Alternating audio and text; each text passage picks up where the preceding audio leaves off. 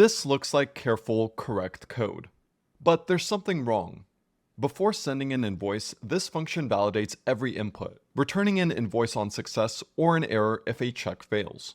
Is the connection open? If not, return an error. Is the email real? If not, return an error. Is the amount positive?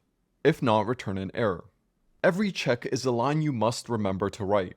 Forget a single check and you introduce a bug. But what if those bad states simply could not exist? What if we could get rid of these runtime checks? Let's learn how to write peak Rust by using Rust's type system to delete bugs at compile time. We're going to cover 3 increasingly powerful ways to make bad states impossible to represent in Rust. Starting with data modeling with enums. Here's the send invoice function from the beginning of the video. On success, it hands back an invoice. That invoice, the type it returns, is the thing we're going to model. Here it is, modeled as a struct with 3 separate fields: a paid flag, an optional receipt, and an optional error string. The problem is that many of these potential combinations make no sense at all. We could be paid but still holding an error, or unpaid but a receipt already arrived. Each of these is a bug you can build by accident. So let's rewrite this type as an enum, because enums are types that enforce that an invoice can only ever be in one state at a time. Now we have an invoice that can be in exactly one of 3 states: pending, paid, or failed. The contradictory combinations are now impossible to write, and the data now lives inside each variant. Paid carries the receipt, and the failed carries the error message. Each piece of data exists only in the state it belongs to. Now let's see how you actually use this enum. We'll use Rust's powerful match expression. A match is Rust's version of a switch, but one that forces you to handle every possible case. Each arm of the match handles one state of the invoice. If it's pending, we wait. If it's paid, we store the receipt it handed us. If it failed, we log the error. Each arm handles one state and unpacks exactly the data that state carries. And a nice safety net is if we add a 4th state next month, let's call it refunded, but we forget to handle it in our match expression, the compiler helps you realize immediately that you need to handle all potential cases. This is extremely helpful because you do not have to remember every single case yourself. That was level 1 of peak Rust. Let's move on to level 2, using new types. Here is the send invoice function again, still checking every input by hand. The amount argument is a floating point number. For handling money, that's already a bug. A floating point cannot store an amount like 10 cents exactly, and does not include currency information. So let's model money as its own type. The money type holds exact integer minor units, like cents, and a currency. Now we can make the amount argument a money. The amount can no longer have rounding errors or missing currency information. And because a money is only ever built as a valid amount, the handwritten check can be removed from the function body. We can do the same for email.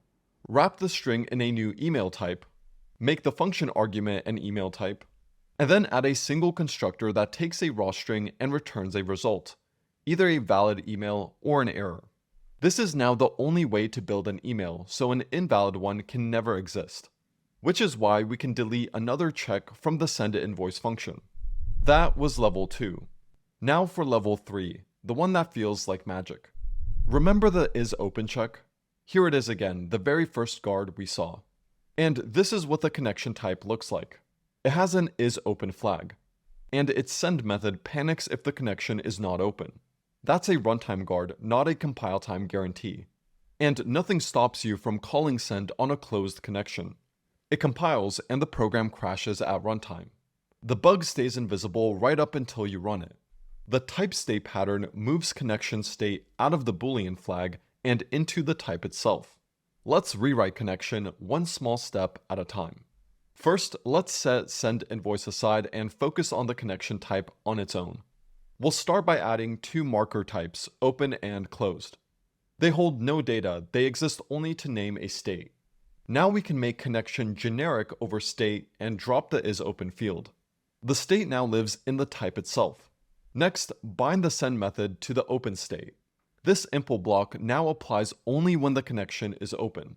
And because send only exists on an open connection, its runtime check disappears. There is nothing left to check. Finally, add connect, defined only on a closed connection. It consumes the connection and hands back an open one. So if you try to send before connecting, your code no longer compiles. Send does not exist on a closed connection. The invalid call cannot even be written, and every call to send is now guaranteed to be safe by the compiler. Let's go back to where we started. This was send invoice, 3 runtime checks guarding 3 states that should never happen. A closed connection, an empty email, a negative amount. Every single call had to check all 3, and forgetting one was a bug. We fixed this with enums, new types, and the type state pattern. The connection must now have an open state, so a closed one cannot be passed in. The email is now an email type, which must be a valid email. And the amount is a money type, exact integer cents plus a currency, so it cannot be a rounding error. And the body has no checks left. There is nothing to validate because not one of these bad states can even be written down. We deleted the bugs at compile time, and that is peak Rust. And if you're interested in learning how to write production Rust, check out our Rust Live Accelerator. It's our tailored mentorship program where we help developers go beyond YouTube videos, build production-grade Rust software, and land their first Rust job. You can join the waitlist for our next cohort by heading over to letsgetrusty.com/join, or by clicking the link in the pinned comment below. When you join the waitlist, we'll also send you our Rust developer roadmap as a small gift. So tap the link, join the waitlist, and I'll talk to you very soon.